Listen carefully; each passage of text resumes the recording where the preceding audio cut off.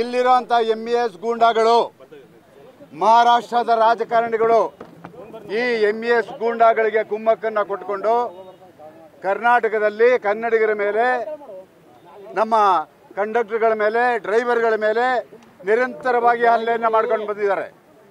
ಸುಮಾರು 40 ವರ್ಷದಿಂದ ನಾನು ಈ ನಿರಂತರ ಹಲ್ಲೆಯನ್ನು ನೋಡ್ತಾ ಇದ್ದೀನಿ. ರಾಜ್ಯ ಸರ್ಕಾರ ಇಂಥವರ ಪುಂಡಾಟವನ್ನು ಬೆಳೆಸುವಂತ ಕೆಲಸ ಮಾಡ್ತಾ ಇದ್ದಾರೆ. ಅದೇನು ಅಂದರೆ, ಹಿಂದೆ ಬಿಜೆಪಿ ಸರ್ಕಾರ ಇದ್ದಾಗ ಮುಖ್ಯಮಂತ್ರಿ ಯಡಿಯೂರಪ್ಪನವರು MES ಪುಂಡರಿಗೆ ಒಂದು ಮರಾಠಿ ಅಭಿವೃದ್ಧಿ ಪ್ರಾಧಿಕಾರವನ್ನು ಮಾಡಿಕೊಟ್ಟು ಕನ್ನಡಿಗರ ಮೇಲೆ ನಿರಂತರವಾಗಿ ದೌರ್ಜನ್ಯವನ್ನು ನಡೆಸುವಂತ ಕೆಲಸ ಮಾಡಿದ್ದಾರೆ. ಅವರಿಗೆ ಎಚ್ಚರಿಕೆಯನ್ನು ಕೊಡ್ತಾ ಇದ್ದೀವಿ. ರಾಜ್ಯ ಸರ್ಕಾರಕ್ಕೆ ಮನವಿ ಮಾಡ್ತಾ ಇದ್ದೀವಿ, ಯಾವುದೇ ಕಾರಣಕ್ಕೂ ನೀವು ಇಲ್ಲಿ MES ಸಂಘಟನೆಯನ್ನ ಮುಂದುವರಿಸೋದಕ್ಕೆ ಬಿಡಬೇಡಿ, ಇದನ್ನ ನಿಷೇಧ ಮಾಡಬೇಕು ಅಂತ ಹೇಳ್ಬಿಟ್ಟು ಸರ್ಕಾರವನ್ನ ಒತ್ತಾಯ ಮಾಡ್ತಾ ಇದ್ದೀವಿ.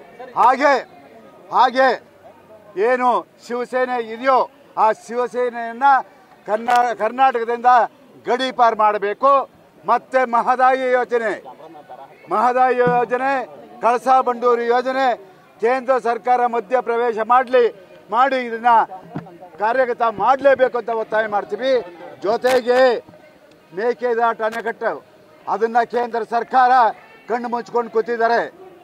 ಬೇರೆ ವಿರೋಧ ಪಕ್ಷಗಳು ಅದರ ಬಗ್ಗೆ ಮಾತಾಡ್ತಾ ಇಲ್ಲ. ಇವತ್ತು ನಾವು ವಿರೋಧ ಪಕ್ಷ, ಆಡಳಿತ ಪಕ್ಷ ಎಲ್ಲರನ್ನ ಒತ್ತಾಯ ಮಾಡ್ತಾ ಇದ್ದೀವಿ. ನೀವು ಕರ್ನಾಟಕದಲ್ಲಿ, ಅದು ಬೆಳಗಾಂನಲ್ಲಿ ಕನ್ನಡಿಗರಿಗೆ ರಕ್ಷಣೆಯನ್ನ ಕೊಡಲೇಬೇಕು. ಇಲ್ಲ ಅಂದ್ರೆ ಮುಂದಿನ ದಿನಗಳಲ್ಲಿ ದೊಡ್ಡ ಹೋರಾಟ ಆಗುತ್ತೆ. ಇವೆಲ್ಲವನ್ನ ಇಟ್ಕೊಂಡು ಇದೇ ತಿಂಗಳು 22ನೇ ತಾರೀಕು ಕರ್ನಾಟಕ ಬಂದ್ಗೆ ಕರೆಯನ್ನ ಕೊಟ್ಟಿದ್ದೀವಿ. ಸಮಸ್ತ ನಾಡಿನ ಜನತೆ ಈ ಒಂದು ಹೋರಾಟಕ್ಕೆ ಬೆಂಬಲವನ್ನು ಕೊಡಬೇಕು.